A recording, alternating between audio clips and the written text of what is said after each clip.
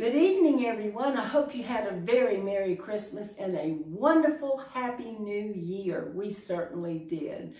And last week we started the introduction to our new book, Mount Up with Wings Like Eagles, 5 Lessons That Transformed Our Lives. We're going to take the next several weeks and highlight one chapter at a time now. So go back and listen to the introduction if you haven't done that already. It prepares you to understand why we said some of the things that we said. So the introduction is extremely important. So let's dive into it.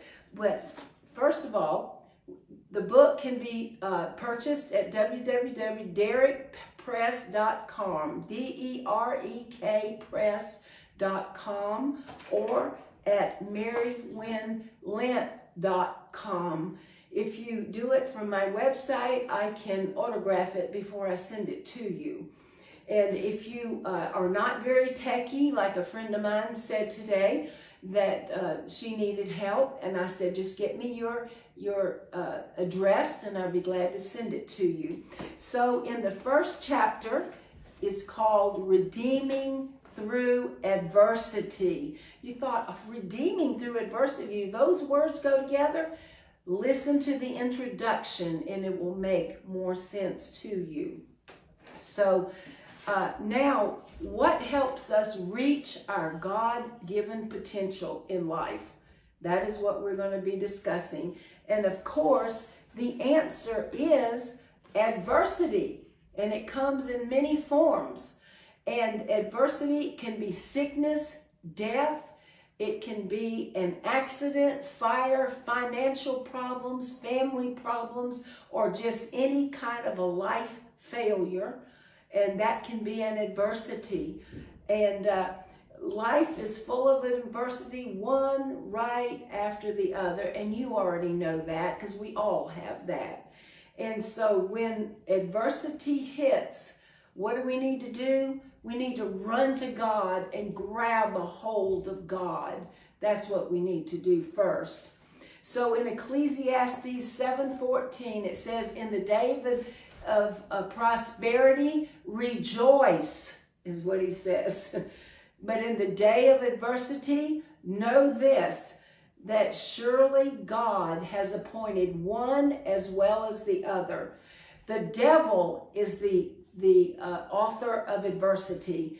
In Genesis 3, Adam ate knowingly of the fruit, and that's where sin entered. Eve was deceived, but Adam ate knowingly. That is when sin came in. That is when adversity, thorns and thistles began to grow. He had a hard time making a living, and that's when it all started.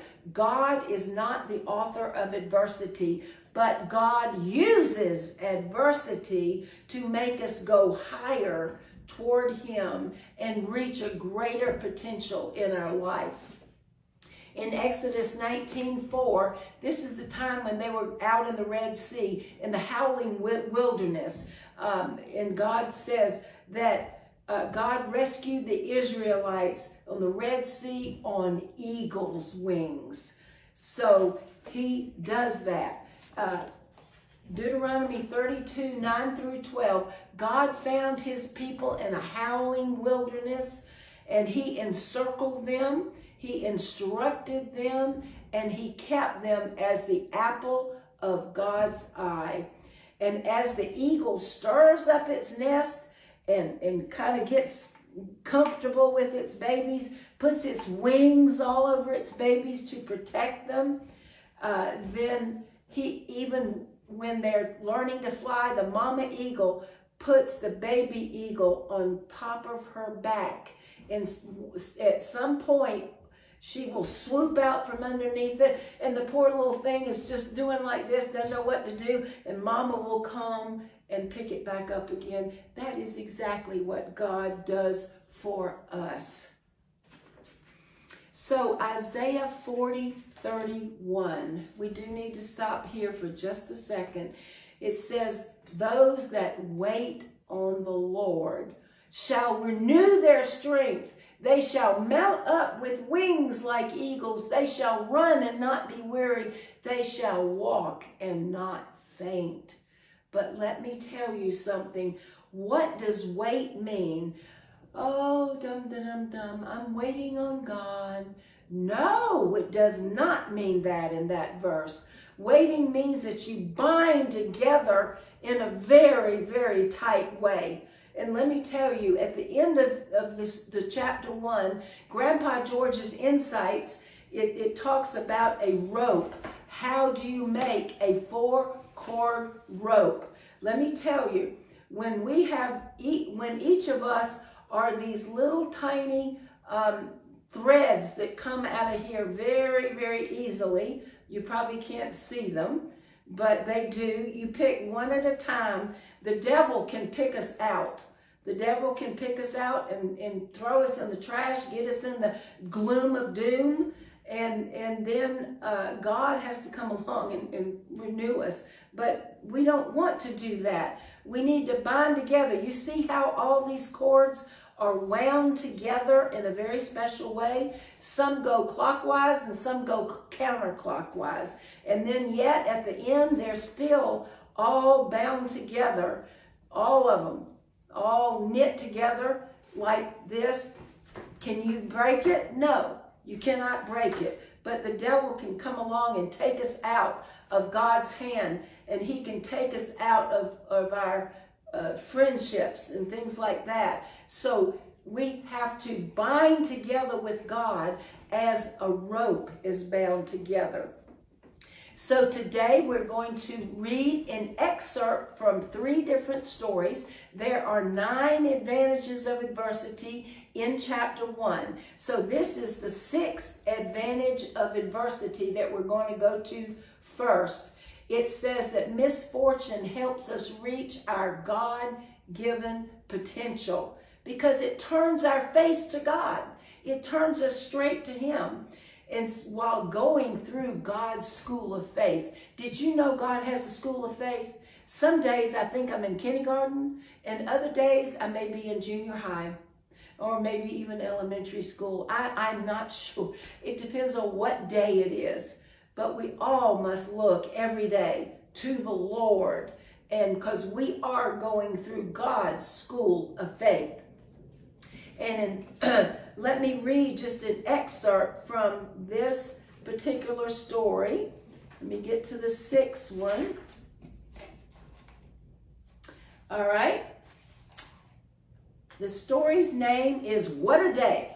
When you live on one of the wettest areas in the country, you don't even think about having a dry spell that lasts for several months. Statistics rate our town, depending on what year it is, as the 3rd wettest area in the United States. However, in the fall of 2016, we experienced the driest season in the past 36 years. That's how long we've been here. The rain stopped on the 1st of October. When the middle of November came, we had the shock of our lives. It had been 6 long weeks since it had rained. One fateful Wednesday evening, we were headed down our hill through the first gate to go to Bible study when we viewed a large smoke cloud just billowing up over the mountain straight in front of us. And whoa, I said, George, what is it? And I screamed, and he said, what is happening? And I looked as though our neighbors were on the other side of the mountain were being consumed at that moment.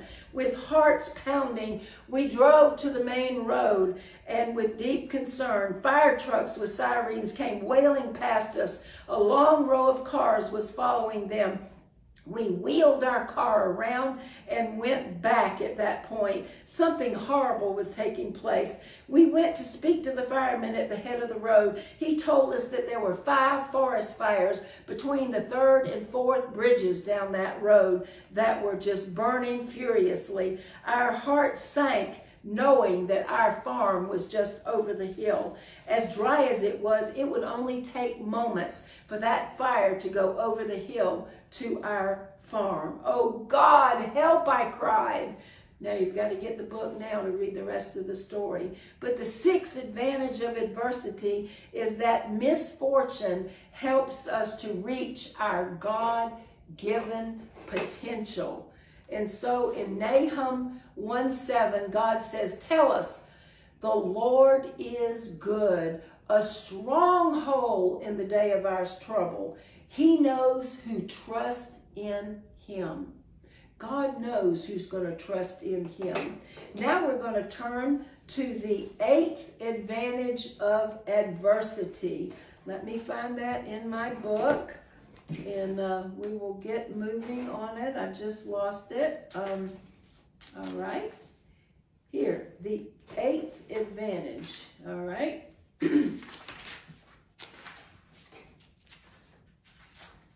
All right, the eighth advantage, it says here, as Anne of Green Gables once said, isn't it nice to think that tomorrow is a new day that arises with no mistakes in it yet? Yeah, I believe we can all relate to that. Have faith that this day will bring victory until otherwise proven. This new day has got to be better than the last two, I thought. On Saturday morning, George left for work as usual, leaving Michael and me at home. As I proceeded to do my housework, I stopped and looked out of the window.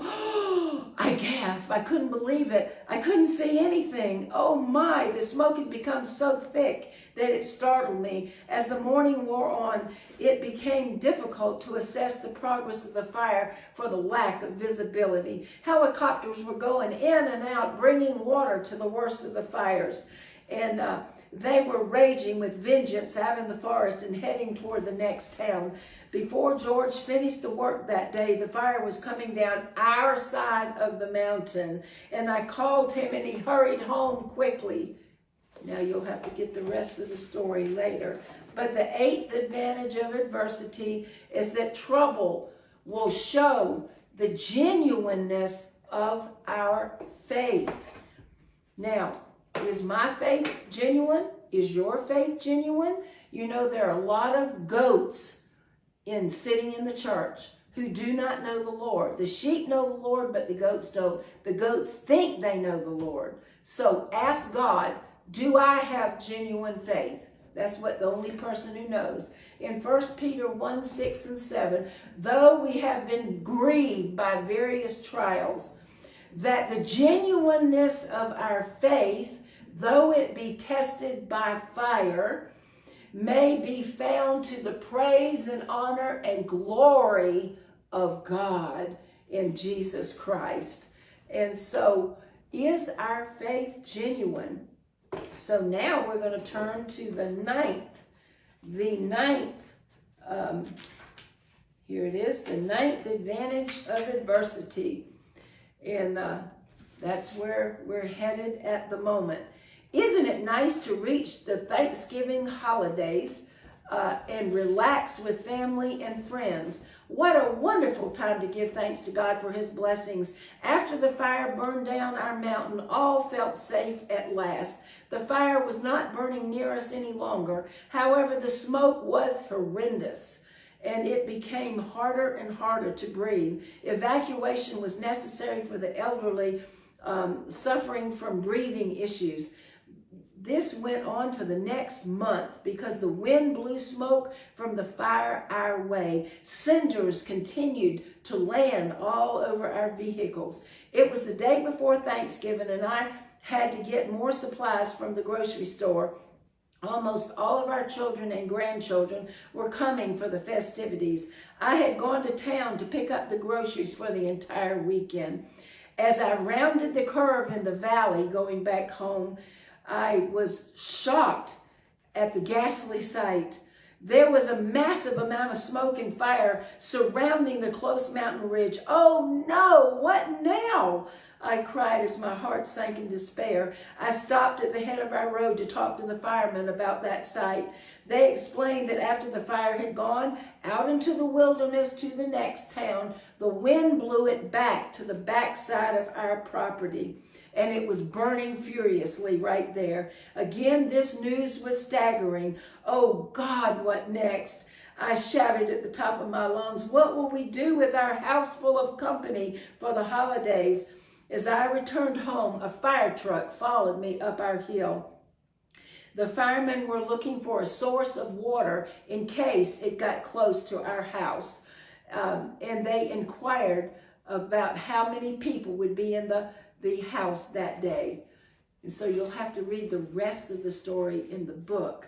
And the ninth advantage of adversity, we will inspire others to greater heights when they see us responding in faith. And so that is Romans 8:17b to 18. If we indeed suffer with Christ, we shall also be glorified together. For I consider the sufferings of this present time not to be compared with the glory that shall be revealed in time to come. Since Jesus suffered in this life, so we also must suffer in this life. If we are truly following Jesus, we will suffer for the sake of Jesus. And we need to walk in the footsteps of Jesus.